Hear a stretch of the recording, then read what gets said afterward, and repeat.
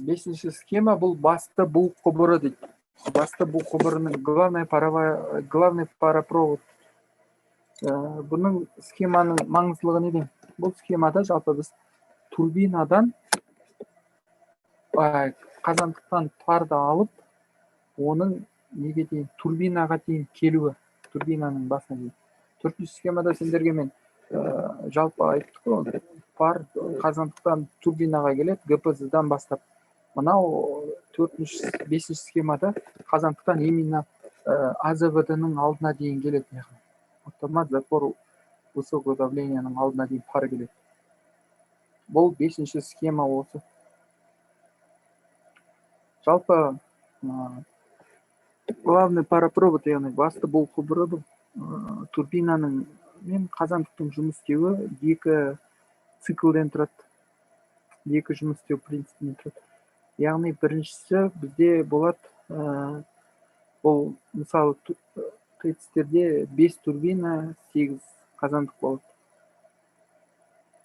Яғни 5 турбина, 8 қазандық болса, бұнда бұл неблочный система. Система неблочный. Неге неблочный? Себебі бұл жерде қазандықтарда общий главный парапровод болады. Яғни жалпы бұл құбыры болады общий. Бір линия болады. Яғни қазандықтан келген пардың бәрі бір линияға түсіп, сосын сол линиядан 5 турбинаға тарайды. Немесе 6 турбина, 6 турбина. Бұл неблочный система. Неблочный система қай кезде болады? Неблочный система болады, егер турбинаның мощности аз болса. Яғни мысалы ПТ-80, ПТ-100, Т-110, 120, сондай. Яғни мощности төмен турбиналар болады. Қазандығы да аз болса. Ал болады егер, мысалы, блочный система қандай? Блочный система көбінесе турбинаның да мощности жоғары, қазандықтың да мощности жоғары болса турбиналар. Ол основном конденсациялық турбиналар болады. Конденсатный турбина деген қандай турбиналар? Олар электроэнергиясын бермейді. Электроэнергиясын ғана береді. Жылу энергиясы үшін қызмет етпейді, тек қана электроэнергиясын береді. Яғни тек қана келген бу жаңағы турбинаның роторы айналып, генератордың роторын айналдырып, электроэнергиясын беру үшін ғана біз жұмыс жасайды. Бұны основном бұл ГРЭС деген бұрынғы атауы бұл ГРЭС. Яғни бұл городской районный электростанция ГРЭС. Бұлар электрический энергия беру үшін қызмет жасайды. К турбиналар дейді. Ал Т турбина деген бұл теплофикационный турбина. Яғни тек қана отопленияға ғана жұмыс жасайды турбина. ПТ турбина деген болады, производственный теплофикационный. Яғни ол отопленияға да береді, и жанында кирпичный завод болады, немесе цементный завод болады, соларға да отбор пар береді.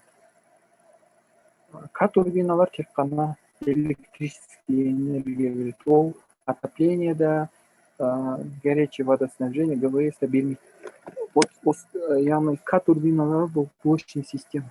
Яғни ол К500, К1200 әртүрлі сондай үлкен алып турбиналардың мощностьтарында. Блочный система қалай жұмыс істейді? Яғни бір котел, бір турбина.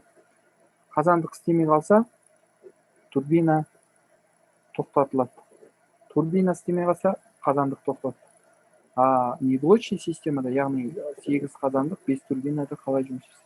Бұл жерде егер қазандықтың біреуі істен шығып қалса, просто сол қазандықты ғана тоқтатып, басқа қазандықтармен турбинаның барлығы істеп тұра береді. Енді процесс қандай? Жалпы мына жерде сендерде неблочный система болады. Жалпы неблочный системада қалай? Яғни бұл жерде екі қазандық мысалға келтірген. Яғни екі қазандық, екі турбина, бірақ неблочный система. Екі қазандықтан келген пар ортақ бір линияға түседі, содан турбиналарға тарайды. Турбинаға тарайды. Мынау 202, 201 деген бұл задвижка. Яғни бұл мына параперегревательдан турбинаға келетін жақта тоже задвижка тұрады. Яғни біз турбинаны сөндірген кезде сол задвижканы жабамыз. Яғни пар турбинаның паропроводымен турбинаға қарай кетпейді. Сол үшін сол екі задвижканы жабамыз. Сосын мына жерде бізде болады 203, 205, 209. Бұл секционный задвижкалар. Яғни 203 бұл негізінен қазандықтан турбинаға келетін кездегі задвижка. Уже міне главный паропроводқа келгендегі задвижка. 205, 209 деген келесі қазандықтармен байланыстыратын задвижка. Яғни мынау қазандық бірдің 205, 209 деп тұрғаны ол қазандық екінің ке қарай пар беретін задвижка. Бұлар жұмыс істеу процесінде ашық болады. 207 дегеніміз бұл главный паровая задвижка. Соның алдындағы задвижка. Яғни бұл задвижка ашса, главный паровая задвижкаға прямой пар бар. Бұдан кейін жақта өткенде айтқан АЗВД тұр, автоматизатор, высокое давление. Ручной байпас өткенде айттым ғой, ручной, сосын автоматический. Жоғарыда астында тұрған ручной байпас, главный паровой үстіндегісі бұл бабочка сияқты тұр ғой, ол автоматический. Автоматический болады. Бұл несінде де задвижка болады. Сосын задвижкадан бөліп вентиль деген болады. Задвижка деген мынандай ұзын болады, ромбик сияқты болады. Вентиль деген дөңгелек болады. Бұрайтын. Енді сосын мынау 201-дің астына қарай стрелка кетіп тұр ғой. Міне мына екі стрелка.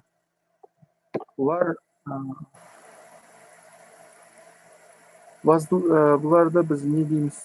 Коллекторлар дейміз. Яғни коллекторлар болады.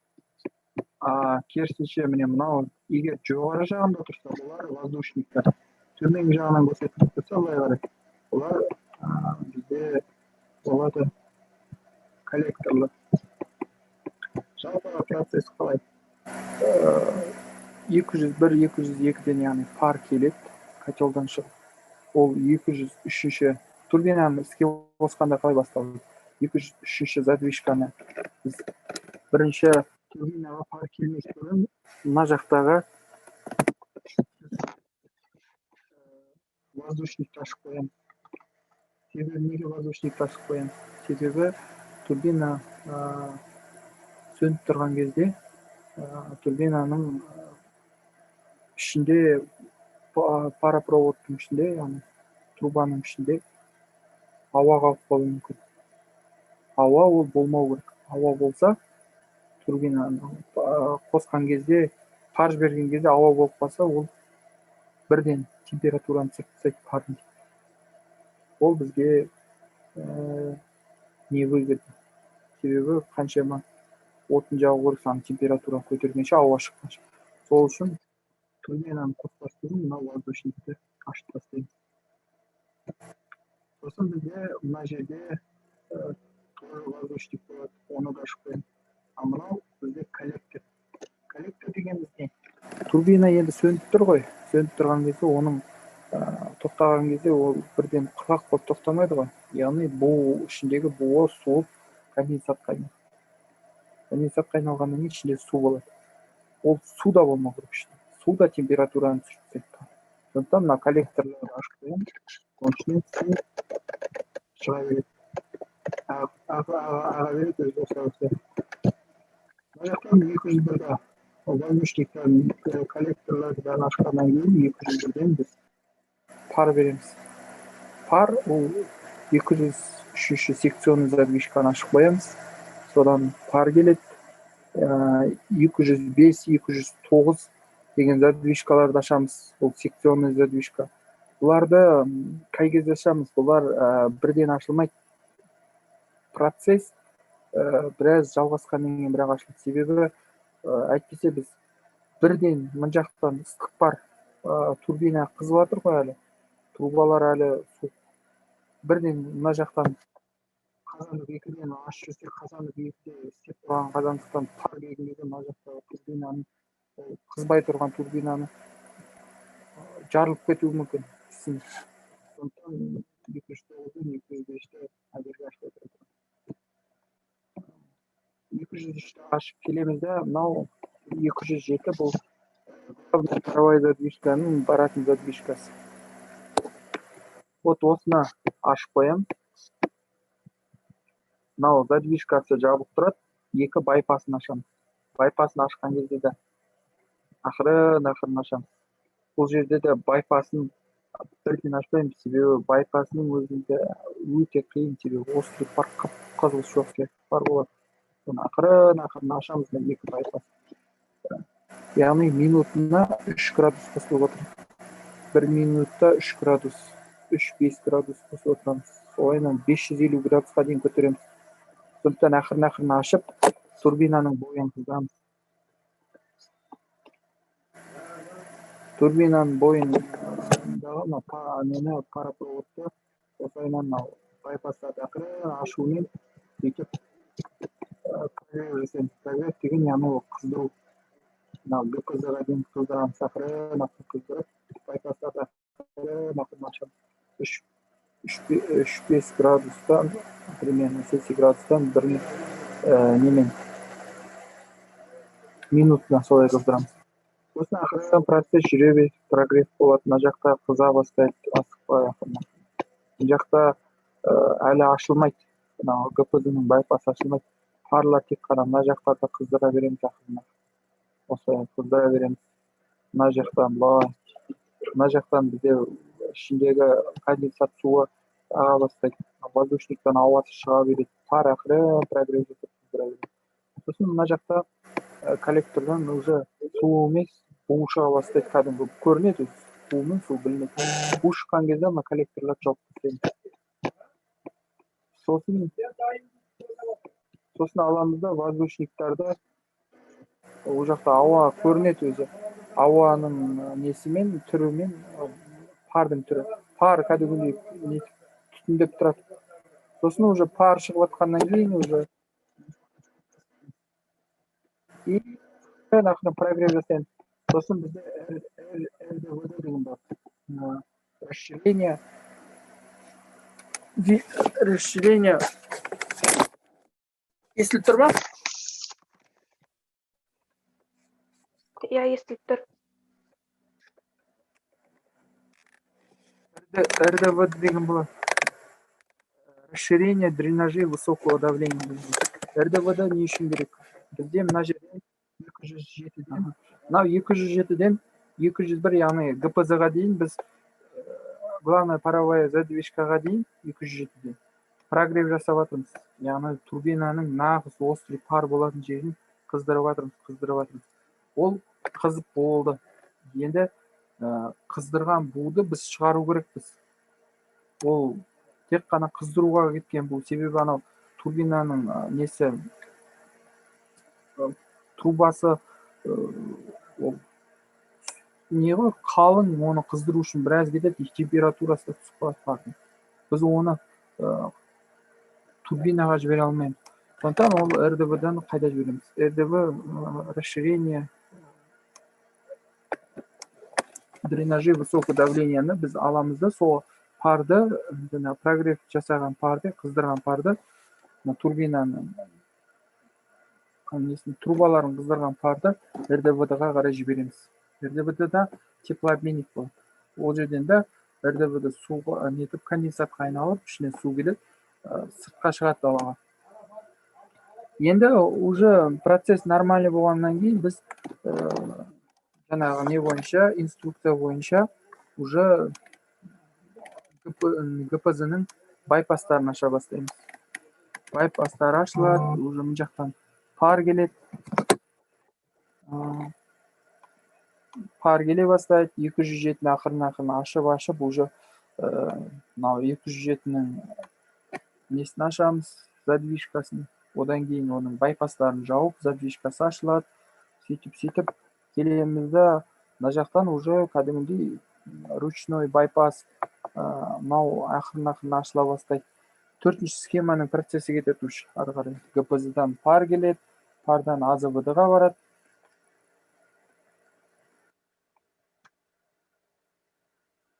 Мынау стрелка тұрған жер көрініп тұр ма? Мышканың стрелкасы. Иә, көрініп тұр. Вот, өткенде мен айттым ғой, анау егер турбинаның роторы мен лопаткасы қызып кетсе, біз ГПЗ-ның пар аламыз дедік қой, уплотненияға. Уплотненияға пар алып, оны турбинаның роторы мен лопаткасының температурасын ұстап тұру үшін, міне вот осы жерден отбор пар алынады уплотненияға. Ол алынған пар жаңағы турбинаның роторы мен лопаткасын ұстап тұрады. Процесс осы.